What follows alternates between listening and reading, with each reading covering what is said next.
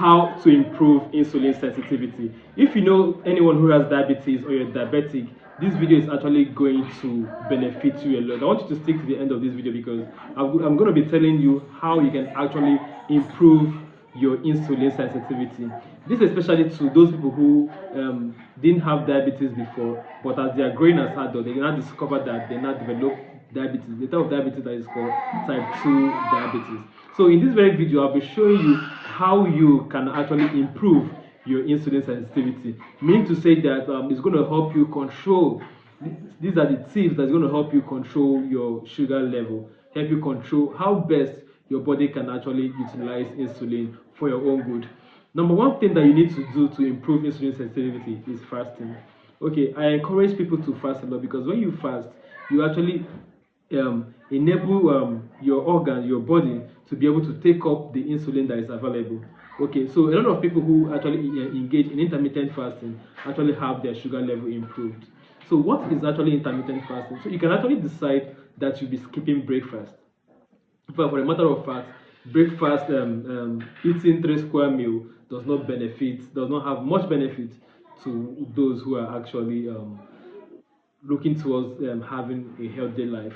So in my group, I actually encourage intermittent fasting for everyone. Okay, depending on your health condition. So we encourage intermittent fasting.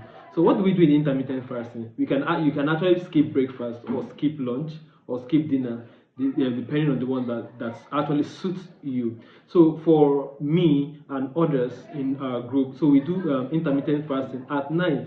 So we eat our last meal around 5 p.m. So the last meal around 5 p.m. You take your breakfast around 8 a.m. So this period this night period that you're fasting, your body doesn't just use it to heal; it also uses it to do what? To work on itself. So if you try this for 1 week and check your sugar level, you discover that you would have had a very good control on your glucose level. But this is not to ask you not to take your diabetic medication. You take your diabetic medication, but you will discover that adding this as a tip to what you are doing is going to give you very massive results. Okay, then if you're diabetic, I want you to consider losing weight. Okay, a lot of people who actually became diabetic started becoming diabetic because they added a lot of weight. So if you're diabetic, losing weight can actually help improve your insulin sensitivity.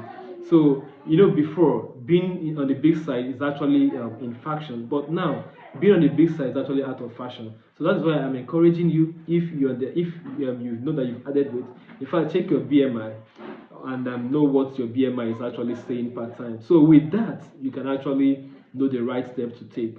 So I'm encouraging you to shed weight, lose weight as much as you can. In fact, intermittent fasting, like I've said, is one thing that's actually going to help you to do what? To lose weight. Then the next point that we're going to be looking at is sleep.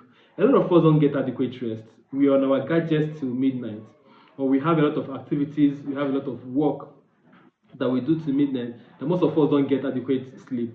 Some of us sleep three hours in a day, 4 hours, which is not even okay for an adult. So I know that most of us we've read a lot of business books, a lot of magazines, business magazines. We've attended a lot of lectures that told us that a lot of all these big men don't sleep.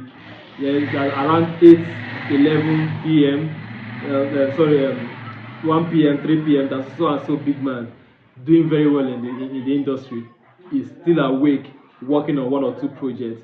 So if you're that kind of person, I don't want you if you're listening to me, I don't want you to be carried away because your health is your wealth. If you lose your health, everything that you're actually pursuing will become a thing of the past. Your health is very, very important. Every other thing can wait, but your health may not be able to wait for you.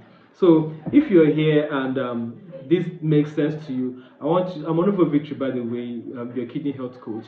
The reason why I'm actually talking to us about diabetes because diabetes is actually the second leading cause of kidney failure in Nigeria and number one in the whole world. So it's something that we actually need to talk because it concerns our health and it also concerns our kidney. Because if you don't control your insulin sensitivity very well, just like the statistics say that it is leading cause of second leading cause of kidney failure in Nigeria. So we need to say that there's a chance that it can also happen. But I know that as you're going to be putting everything I'm going to be teaching here this today into practice, you won't develop diabetes, you won't develop kidney failure. Okay, so then the last but not the least of the things you're going to be doing here. Okay, this is not the last, the one before the last is hydration. If you have diabetes, it's very, very important that you always stay hydrated. In fact, staying hydrated is actually going to help improve your insulin sensitivity. A lot of us don't drink water. Okay, a lot of us don't drink water. We drink very small amount of water in a day. Maybe we are too engrossed with work. In fact, some people actually drink beer more than they drink water. So in this video, I'm actually encouraging you to drink a lot of water. Make sure you're drinking water. Make sure you're doing what? You're drinking water. Drinking water will help improve your insulin sensitivity. So now let's look at now the last but not the least. Okay, so the last but not the least means that the thing that you're going to be doing is exercise. Okay, a lot of this issue of exercise cannot be overemphasized. A lot of us actually feel that exercise is something that is for little children. Exercise is something that those who are less busy should be doing. A lot of us feel have so many things that we have ahead about exercise. But in this video, I want to tell you that if you have diabetes, exercise is something that you need to be doing. At least have a regular schedule for your exercise.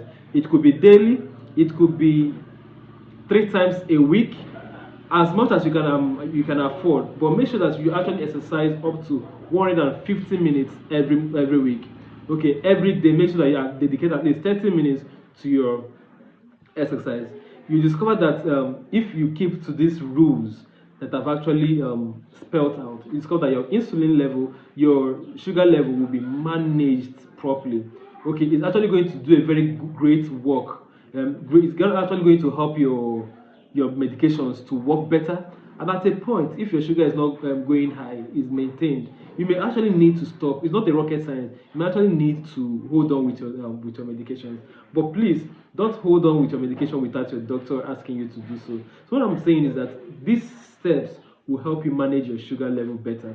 And by so doing, by the time you visit your doctor the next time, your next visit, your doctor can actually ask you not to take these medications again. Let's just stay and watch. Then I'm also using this opportunity to tell everyone listening to me that is diabetic that you need to own your own blood sugar machine. That's the machine you use in checking your blood sugar. So in case you're here and you also need one, you can actually contact me.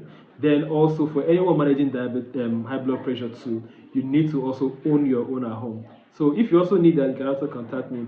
Okay, then I'm also using this opportunity to invite you to our kidney health class coming up every Friday. Okay, so make sure you're part of it. I'm Honorable Victor, I'm your kidney health coach. Please use the share button, like this video, share this content to your friends and loved ones, and have a nice day. Don't forget to stay healthy.